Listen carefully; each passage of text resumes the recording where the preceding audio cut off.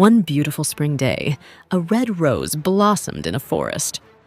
As the rose looked around, a pine tree nearby said, "What a beautiful flower! I wish I was that lovely."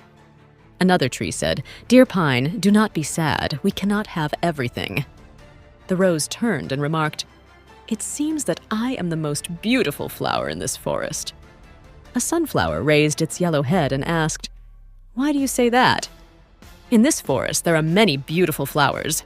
You are just one of them." The red rose replied, "I see everyone looking at me and admiring me." Then the rose looked at a cactus and said, "Look at that ugly plant full of thorns." The pine tree said, "Red rose, what kind of talk is this? Who can say what beauty is? You have thorns, too." The proud red rose looked angrily at the pine and said, "I thought you had good taste.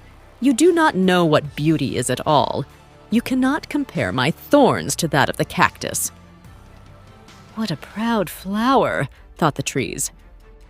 The rose tried to move its roots away from the cactus, but it could not move. As the days passed, the red rose would look at the cactus and say insulting things like, "This plant is useless. How sorry I am to be his neighbor."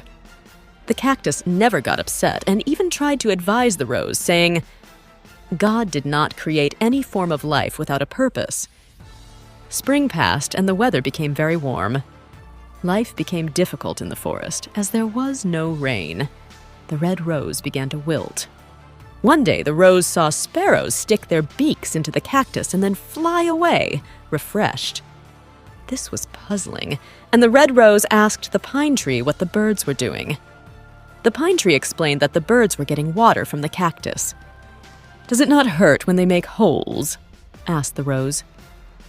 "Yes, but the cactus does not like to see the birds suffer," replied the pine. The rose opened its eyes in wonder and exclaimed, "The cactus has water?" "Yes, you can also drink from it. The sparrow can bring water to you if you ask the cactus for help." The red rose felt too ashamed to ask for water from the cactus, but finally it did ask for help. The cactus kindly agreed. The birds filled their beaks with water and watered the rose's roots. Thus, the rose learned a lesson and never judged anyone by their appearance again.